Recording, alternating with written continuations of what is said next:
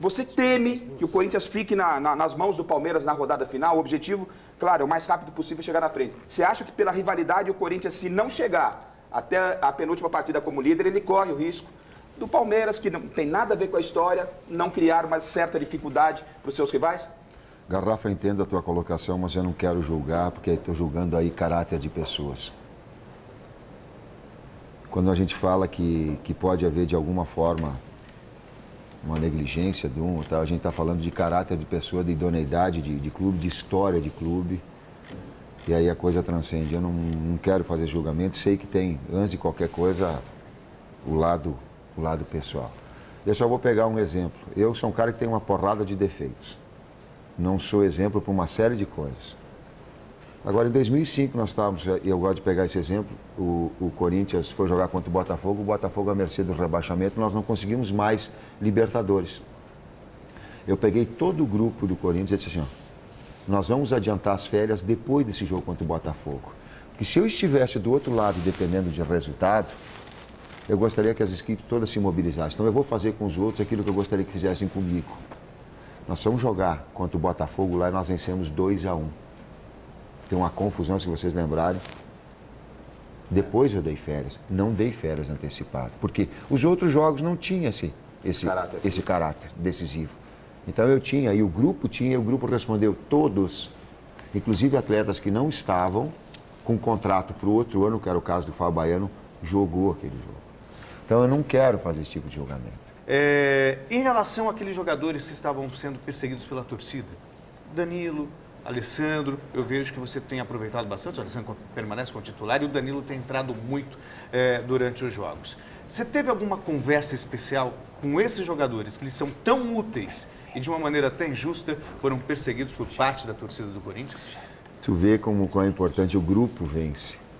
E às vezes tu entra 15, 20, 30 minutos e tu vai ser decisivo para uma campanha toda. Quantas e quantas vezes, Mira, a gente tem a história que se repete, nós tivemos dentro do campo, ela se repete. O atleta que está ali fora, daqui a pouco surge a oportunidade, é ele que vai decidir, vai fazer o diferencial.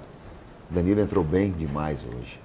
Paulinho entrou bem, se viu a ultrapassagem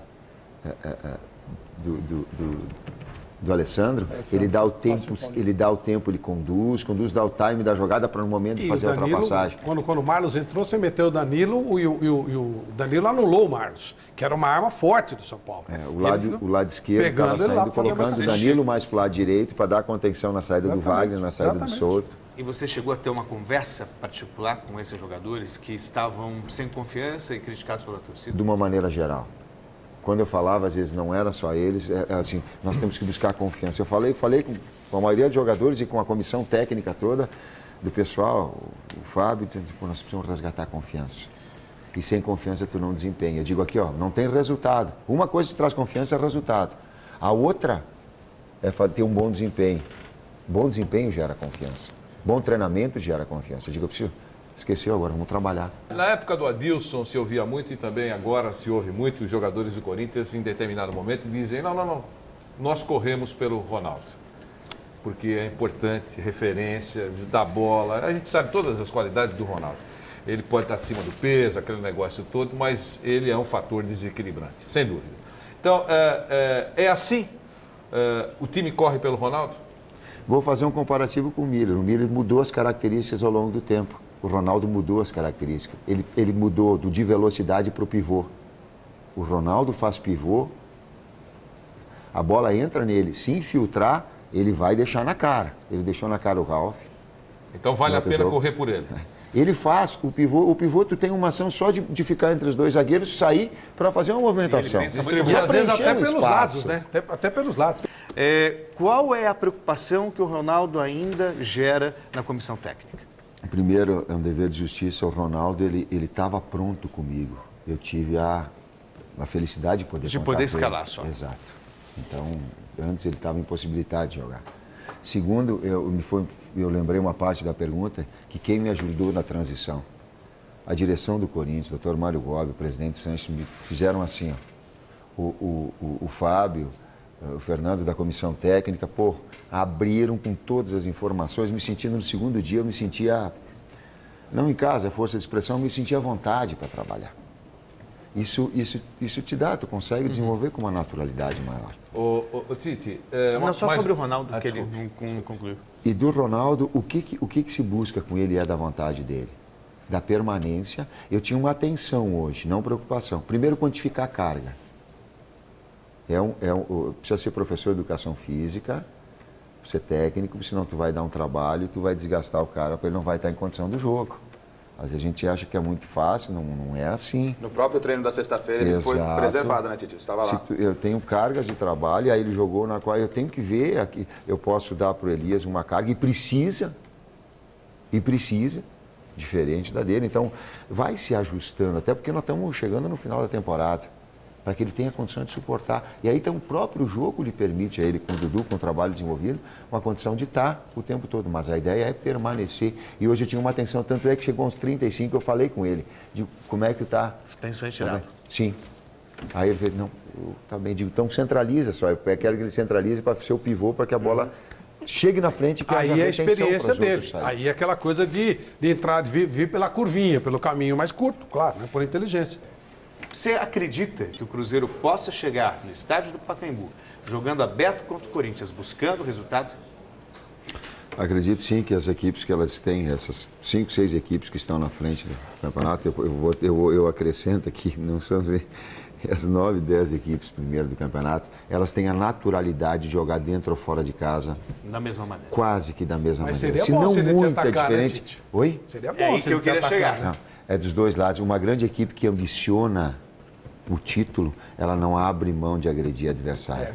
O Corinthians, é verdade, Não o Corinthians tem ele vai ter que atacar. Não tem jeito. Agora, o Então, em Tite... termos de filosofia, o que muda isso para você? O Corinthians joga o futebol que tem jogado, independente, ou de repente espera o Cruzeiro até numa possibilidade de encontrar uma brecha? Não, ele tem que procurar agredir, com posse de bola agredir. Eu digo assim, ó, vencendo com todo, vejo sim o Cruzeiro uma equipe madura, ela mantém a base da equipe também de 2, 3 anos, muito parecida com o Corinthians. Muito parecida. É verdade. Na terça o Filipão faz 62 anos e eu sei que você tem um carinho especial pelo Filipão, não é isso, Tite?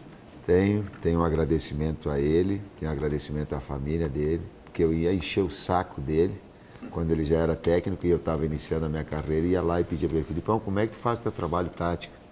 Filipão, como é que tu arma no primeiro pau? Como é que é a marcação da bola parada?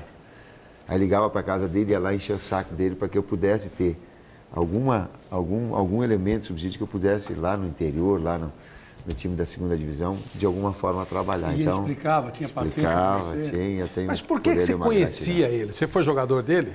Ele era atleta do Caxias e, ao mesmo tempo, professor de educação física numa escola. E eu jogava futebol com uma escola que enfrentou o time do Luiz Felipe. Ele como técnico e eu como adversário, garoto. Ele me viu jogando, foi comprar um carro numa concessionária, aí me olhou e disse, o que está fazendo aí? Eu digo, estou trabalhando, vou começar a trabalhar. Disse, vem para o Caxias que eu vou te botar para jogar. Ou vou levar lá para ti. Aí eu fui para o Caxias e iniciei minha carreira como atleta no Caxias. Foi desse jeito que você virou jogador? Foi desse jeito. Ele numa concessionária, está fazendo o que aí? Aquele jeito dele. Mas você ia vender automóvel? Uma pergunta, você comprou o carro? Você comprou o carro? Não, era ele que ia comprar. Eu era office boy. Eu estava fazendo Você não era nem vendedor, você era office boy. Eu estava fazendo estágio como office boy para começar a trabalhar, ajudar em casa, terminando meus estudos com 16 anos. E começando a trabalhar. Por isso que depois você podia ir lá torrar a paciência dele também. E qual é a maior influência que você tem do Filipão? Que você aprendeu, seja como técnico, seja como... A maior herança que você tem do Filipão? A doçura. Apesar, ele é sanguíneo igual eu sou. É a vibrante. É ter a paixão que te irradia de fazer aquilo que gosta. Ele passa isso. E eu tenho um pouquinho, acredito um pouquinho disso, da felicidade, de vibrar, de dizer, pô, que bom vencer, não de valorizar o outro lado porque perdeu, tá? Eu não gosto desse outro lado, até porque é um respeito, mas do vibrar, do querer, do buscar.